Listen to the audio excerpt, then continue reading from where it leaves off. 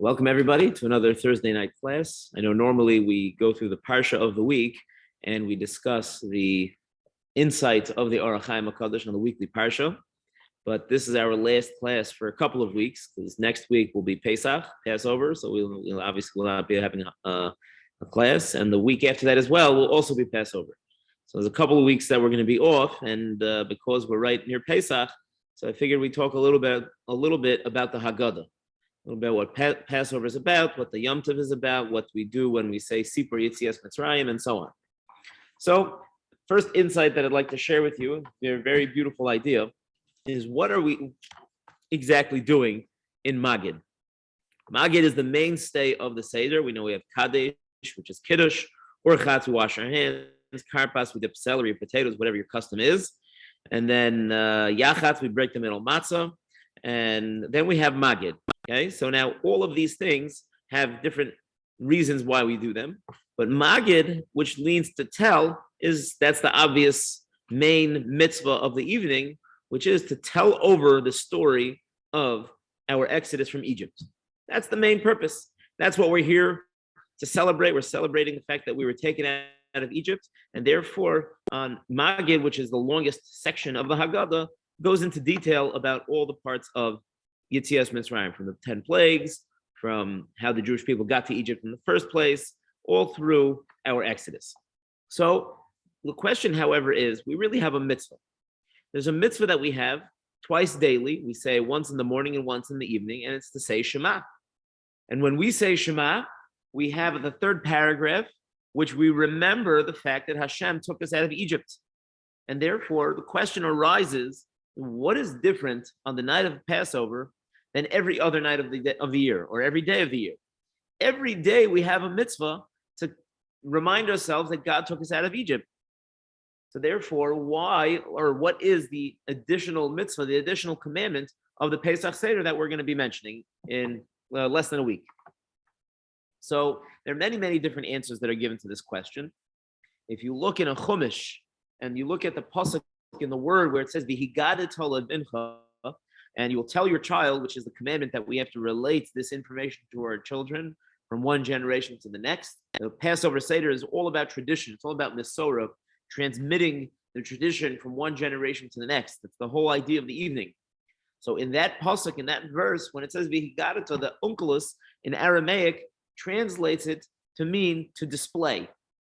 And that means that we have to do things that not just remind ourselves of the Exodus, but rather do things to display and to show and to act out, in a sense, the details of the story. So it's a much different responsibility than the rest of the year. Every day we have to say Shema, we close our eyes, we say Shema, and we remember, we remind ourselves, don't forget, God took us out of Egypt. But when Passover comes, when Pesach comes, what we have to do is we actually have to show and display, this is what Hashem did. He did it like this, he did it like that. And we have to get more into detail. That way we can display and show and relate the story in a more clear fashion. However, Rashi over there in Chumash has a different idea of what the purpose of the night is. And he says the word V'higadata comes from a language of Hagada, which means which are what's called a little bit more interesting topics that are insightful, they are more story-like, and that kind of thing. So says Rashi that the night of Passover, what we're supposed to be doing is we're not just supposed to say the story, but rather we're supposed to draw it out from the next generation or from the people at our table. We're supposed to encourage them to participate in the conversation. This is why the entire Haggadah, we start off with questions and we have answers, and we do things just to generate questions, because generating questions will generate conversation and people can communicate and we can pass from one person to the next information that piqued the person's interest. So therefore, says Rashi, that the night of Passover, it's not just enough to remember Yitzias Mitzrayim, to remember our exodus from Egypt, but rather what we're supposed to do is we're in fact supposed to go ahead and talk about it in a way that draws out conversation with other people and makes it interesting and relatable to them. So that means that the entire Pesach Seder, the entire thing, we have to somehow make it personal, make it relatable, and make it something that we can connect to. So we'll say something in a moment. I'll share with you one more thought before we get a little bit deeper into what there's one, or there are many main ideas, but one overarching idea that goes through the entire Pesach Seder. So I don't know if you've ever counted the words of the Haggadah. Neither have I. Somebody else did it, so I just looked at him. And the number of words from the beginning of Magid, where we start with Halachma Anya, that this is the bread of affliction, from there all the way to the end of Magid, there are 1,820 words. Okay, so there's 1,820 words in the Haggadah in the main part of Magid. Okay, so now what's the significance of the number 182? I'm sorry, 1,820. What's the significance of that number? So the Sfarim write that if you open a Sefer Torah, you open a Chumash, and you count every time it says Hashem's name spelled Yud Kei Vav Kei, with the Yud and then the Hey and then the Vav and then the Hey, in that way, if you count how many times that's said, it's also 1,820 times in the Torah. So clearly, the night of Passover is supposed to bring up into our mind this name of Hashem. Now we know we don't describe Hashem with character traits per se. Rather, we describe Hashem through names. Names are not something that are just titles, something that we refer to people, but rather a name gets into the essence of an individual. It is said that when a child is born, a mother has a certain spirit from Shemayim, from Hashem, to name their child the specific name, the Jewish name that relates to their soul and their special, unique qualities and capabilities that they haven't even developed yet, but they're to come. So a name is not just a title, but rather it has certain understanding and depth into the individual. So the same is with Hashem. We don't talk about Hashem and his kindness in a vacuum, but rather we talk about Hashem. We have the name of Yud Kei Vav Kei. We have the name of Elokim. There's other different names that we have, and each one has some sort of understanding of what that's trying to express to us, a certain quality about Hashem. So what is the name of Hashem, that name of Yud Kei Vav Kei, what is it trying to express? So the Sfarim write that the difference between Yud Kei Vav Kei and Elokim is as follows. Elokim implies nature. It implies natural things. If you open the Chumash, Bereshis bara Elokim. In the beginning, God created the heaven and the earth. So bara Elokim, it uses the word Elokim when it talks about natural things. It talks about the sky, the sun, the moon, the trees, the sun, all of nature. It's all described every time it uses the word Elokim. It uses the name Elokim. So that describes natural. It's only afterwards when man is created and when Hashem is relating the information in a sense of something that's beyond the natural, so then we have Hashem. The Yud Kei Vav Kei represents beyond nature. So that's a very interesting idea. The Torah says that when Paro met Yosef, and he met Yosef, what did he talk to Yosef about? Why was Yosef introduced to Paro? So we know that Yosef was in jail, and he had interpreted two dreams, one for the butler and one for the baker. The baker, unfortunately, didn't do so well, so he was killed for his crimes. And the butler, however, was reinstated, just like Yosef had predicted, just like Yosef had interpreted the dreams. So when Paro has his dreams about the famine in Parshas Miketz, and he wakes up in the middle of the night, he has a dream about the cows, the skinny cows and the fat cows, the skinny sheaves and the healthy sheaves of grain, and the skinny sheaves eat the healthy sheaves, and the skinny cows eat the fat cows, and nothing seems to change. So Paro is disturbed. He asks all of his sorcerers, tell me what this dream means, and nobody could give him something that really settled on that made him feel comfortable. So what does he do? The butler says, Paro, I'm ashamed to remember to mention my iniquity, my sins, the things that I've done in the past. I apologize for my past grievances. However, when I was in jail, but you threw me in jail, I was there. There was a Jew. His name is Yosef, and he was able to figure it out. So Paro says, Yosef, come. So when Yosef hears his dreams, Paro says, Yosef, I hear that you interpret dreams. So Yosef says, Bil Adai. No, it's not me. Rather, it's Elokim Ya'aneh. It's Hashem will answer. He uses the name Elokim. Paro hears this name Elokim, And he learns, and he says, okay, there's this being or this creator that Yosef here clearly believes in, Elokim. And Paro listens to the interpretation, and he says about Yosef, because he realized that Yosef was on the mark about the interpretation. He says, have you ever met anybody Asher Ruach Elokim Bo? Look at this guy. He's got the spirit of Elokim in him. And from a natural perspective, Paro was willing to accept Hashem. He was willing to accept the fact that there was a creator in a natural area, in a natural way. Years later, the Jewish people are enslaved. Moshe Rabbeinu comes to Paro and he says, Paro, let the Jewish people go or Hashem will punish you. And Paro says, Mi Hashem, the Yud Kei Vav Kei, uses that name this time, Asher Eshma Bekolo. Who is this Yud Kei Vav Kei? Who is this Hashem that is beyond nature? Who's he? You never heard of him. That is beyond nature. Who is that one? I never heard of him. I've heard of Elokim, but this Yud Kei Vav Kei says, Paro, I don't believe in that. So Moshe says, oh, you're going to see, L'man Teda ki Hashem, ki ani Hashem, b'karev ha'aretz. You're going to know that there is a Hashem. You're going to know that Hashem is not just responsible for natural events. He is also beyond nature and responsible for every single event that occurs, even in a supernatural fashion. And that is the reason why the Haggadah has the same number, the 1,820 words in the Haggadah, which correspond to the same amount of times that Hashem's name, the Yud Kei Vav Kei, is used in the Torah, 1,820. Because the Haggadah, the author of the Haggadah, wants us to know that the main lesson that we have to learn tonight is that God is the supreme master of the world in all natural and supernatural events. Everything that occurs is straight from Hashem. That's the greatest lesson that we can learn at the night of Passover, and that's the lesson we have to transmit to our children or to the people at our table and to share that with others, that they should learn the lesson of the evening. That's one insight. I want to share with you another very interesting insight about the Haggadah. We say, there's a part of the Haggadah that we say, it's called Hallel Haggadah.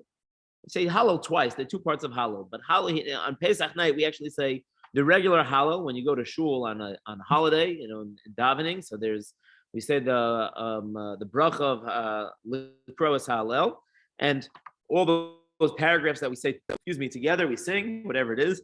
We say, we say that at night as well on the Pesach, at the Pesach Seder. However, there's something else that we say, which is called Hallel Haggadah, the big Hallel. Now, interestingly enough, it's really shorter than the normal Hallel we say, but we also say it on Shabbos for Psukei de Zimra. Hodu Lashem Kito, Ki Le'olam Chasdo, Hodu Le'elokei Elohim, Ki Le'olam Chasdo. So praises Hashem, Ki Le'olam Chasdo, forever enduring is his kindness. Praises the God of all gods, that forever enduring is his kindness. And this we say a whole bunch of different things about Ki Le'olam Chasdo, Ki Le'olam Chasdo, that Hashem is consistently and always doing kindness for us. So the words Ki Le'olam Chasdo, we normally translate as Hashem is consistently Le'olam, he's always doing kindness. That's the one simple way to translate the words. However, there's another much more deeper understanding. But to understand it, to appreciate what the meaning is, I have to ask you a question. You're all familiar in the Haggadah, in the story of the Haggadah, it brings a story with 5 great rabbis, Rabbi Gamliel, Rabbi Yeshua, Rabbi Akiva, Rabbi Tarfon, great rabbis.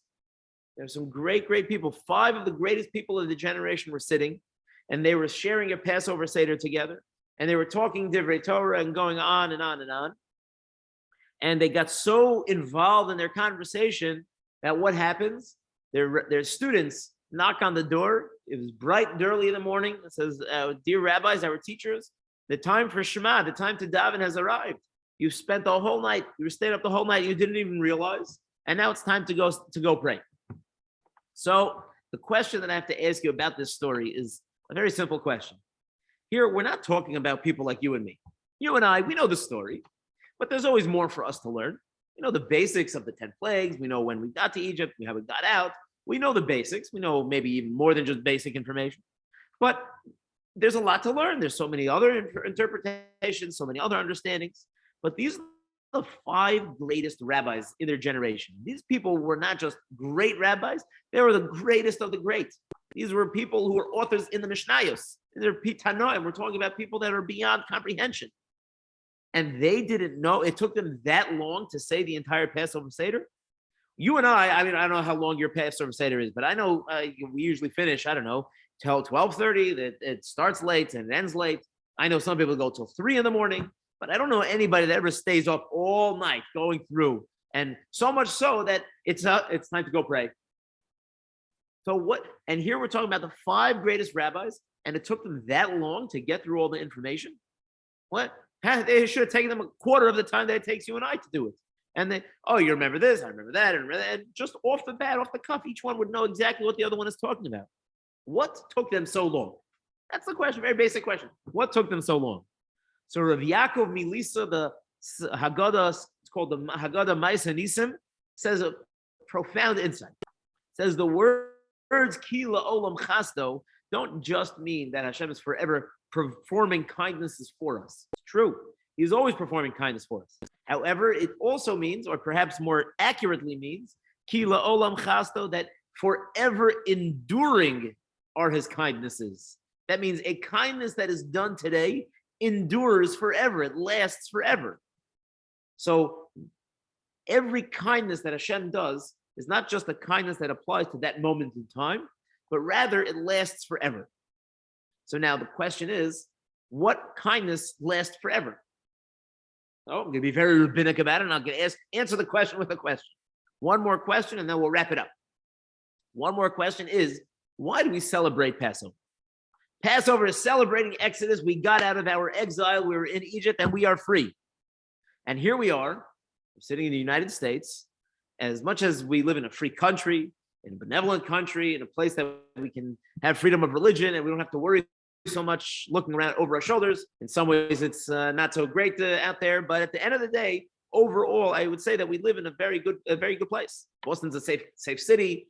So, what exactly are we celebrating when we celebrate Passover?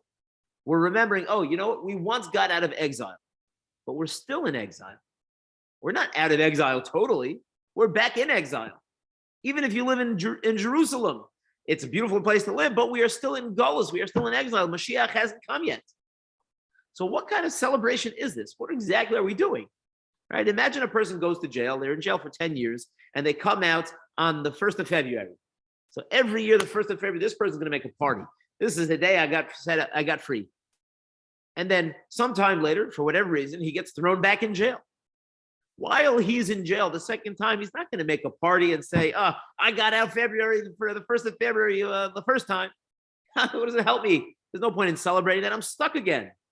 And we too are stuck again. We're back in Golus. So what exactly are we celebrating?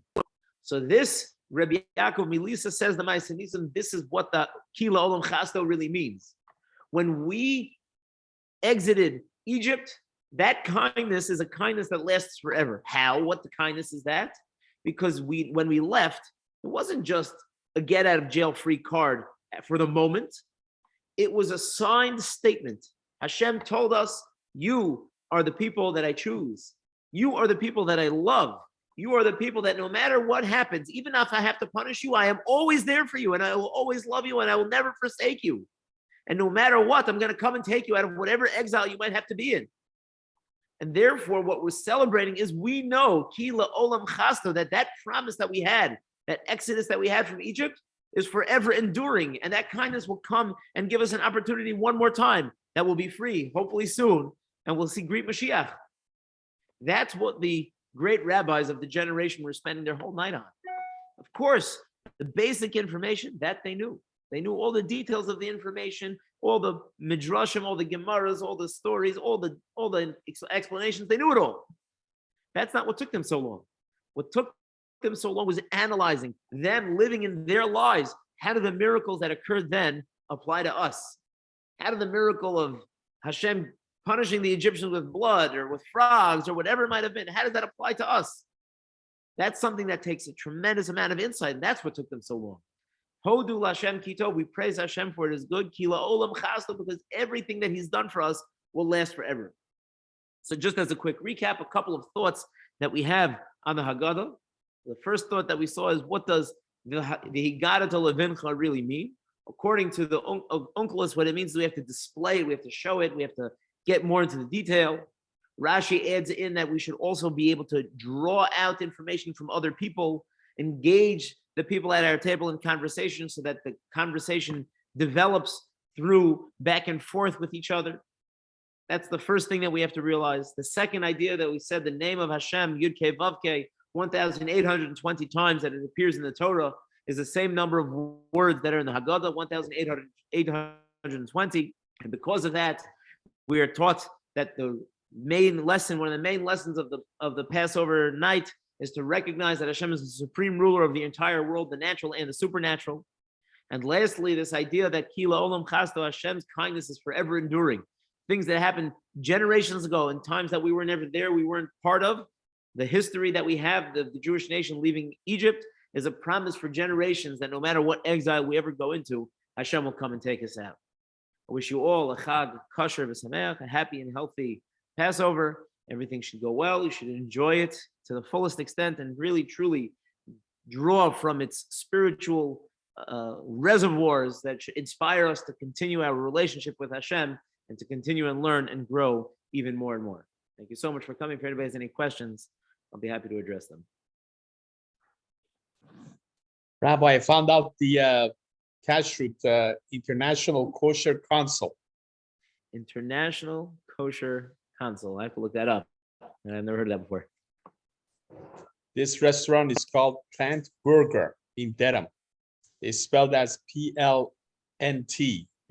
And it says it's parv and vegan. Parv and vegan, oh boy. That's a tough one. It's already two strikes against the, nothing to do with kashrus. International Kosher Council.